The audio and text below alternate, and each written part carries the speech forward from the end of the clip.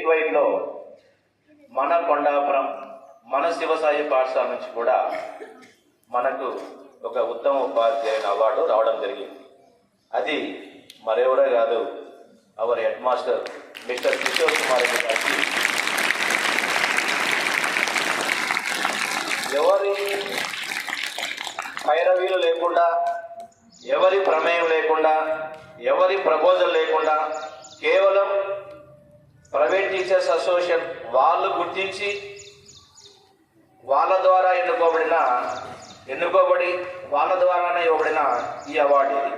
అంటే చాలామంది ఉత్తమ ఉపాధికి మనం అప్లై చేసుకోవాల్సి ఉంటుంది, కానీ ఇక్కడ మనం ఎవరు అప్లై చేయలేదు, ఎటువంటి పైరవీ లేవు, రికమెండేషన్స్ లేవు. కేవలము అతని సర్వీస్ను గుర్తించి అతని ప్రతిభను గుర్తించి వాళ్ళు ఇచ్చిన అవార్డు ఇది. దీనికి మనందరి తరపున మన సార్కు హృదయపూర్వక సంగ్రాధించడం తెలియజేసుకుంటున్నాం. Thank you sir. మీకు అవార్డు వచ్చినందుకు మన స్కూల్ తరఫున, మన ఉపాధ్యాయుల తరఫున, మన విద్యార్థి అందరి తరఫున మీకు హృదయపూర్వక ధన్యవాదాలు. అలాగే ఉపాధ్యాయుడు ఎలా ఉంటాడంటే, ఫర్ ఎగ్జాంపుల్ ఒక లాయర్ ఉన్నాడు, అతని ఆదాయం ఎప్పుడు బాగుంటుంది? అతనికి బాగా క్లయింట్స్ రావాలి, కేసులు రావాలి, అప్పుడు అతని ఆదాయం పెరుగుతుంది. అవునా? డాక్టర్ ఆదాయం ఎప్పుడు పెరుగుతుంది? పేషెంట్స్ బాగా రావాలి. పేషెంట్స్ బాగా రావాలంటే మనకందరం జ్వరాలు రావాలి.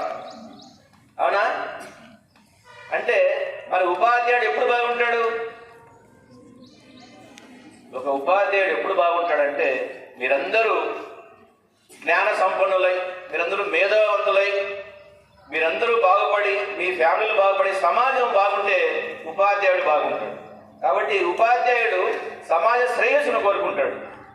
అలాగే మీరందరూ ఎదిగి ప్రతిభావంతులై ఉన్నతానికి పోయి ఎప్పుడైనా మీ టీచర్ కనిపిస్తే నమస్తే సార్ బాగున్నారంటే దానికి ఎంతో ఉపయోగపడతాడు టీచర్. అదే టీచర్ కోరుకుంటాడు.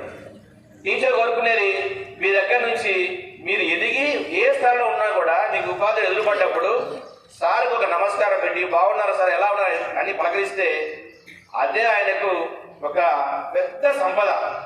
ఉపాధ్యాయులు అందరూ కూడా అదే కోరుకుంటారు. మీరందరూ బాగుండాలని, మీ ఫ్యామిలీలు బాగుండాలని, మీరందరూ ఉన్నతాలని కోరుకుంటారు. దానికి చిన్న ఉదాహరణ చెప్తాను మీకు. మనకు శంకర్ దయాళ్ శర్మ అనే ఒక రాష్ట్రపతి ఉండేవాడు, తెలుసా మీకు అందరికీ? విన్నారా? శంకర్ దయాళ్ శర్మ అబౌట్ ఆయన మేబీ 92, 97 ఆ మధ్యలో ఉండేవాడు రాష్ట్రపతిగా. ఆయన ఒకసారి ఒమన్ దేశానికి వెళ్ళాడు. విన్నారు ఎప్పుడైనా? ఒమన్ దేశం అరబ్ కంట్రీస్లో ఉంటుంది. ఆయన వెళ్ళినప్పుడు ఆ దేశ రాజు స్వయంగా ఆయనే కారు నడుపుకుంటా విమానాశ్రయానికి వెళ్ళాడు శంకర్ దాసను తీసుకురావడానికి. ఆయనే స్వయంగా డ్రైవ్ చేసుకుని విమానాశ్రయానికి వెళ్ళి ఆయన రిసీవ్ చేసుకొని ఆయన కారును తన పక్కన కూర్చోబెట్టుకొని మళ్ళీ ఆయన్ను గెస్ట్ హౌస్ తీసుకొని వచ్చాడు. గెస్ట్ హౌస్కు అక్కడ ఉన్న వాళ్ళందరూ ఆశ్చర్యపోయారు. ఒక దేశ రాజు, కింగ్, ఆయన సెక్యూరిటీ అన్ని పక్కన పెట్టి ఒక వేరే దేశం యొక్క రాష్ట్రపతి తీసుకొచ్చాడంటే అందరూ ఆశ్చర్యపోయారు. అప్పుడు అందరూ రాజుని అడిగారు, ఏంటి ఆయన గొప్పతనం స్వయంగా మీరే తీసుకొచ్చారని అడిగితే ఆయన రాజు చెప్పాడు. ఆ రాజు చిన్నప్పుడు చదువుకునేటప్పుడు ఇండియాలో పూణే చదువుకునేవాడు. పూణే తెలుసు కదా, మహారాష్ట్రలో ఉంటుంది పూణే, ముంబై దగ్గర. అక్కడ చదువుకున్నప్పుడు అక్కడ శంకర్ దయాళ్ శర్మ గారు ఆయన ప్రొఫెసర్గా పనిచేశారంట.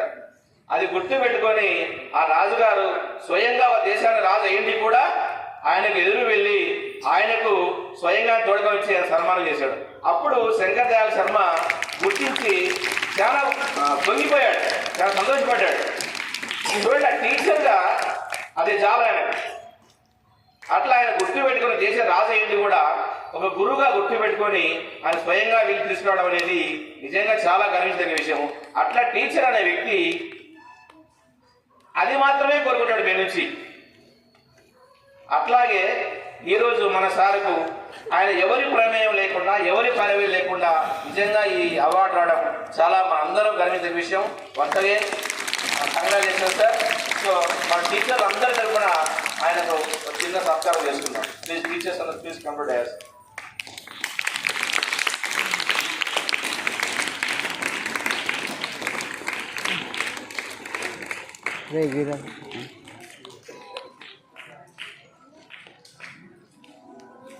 Come here. Madam,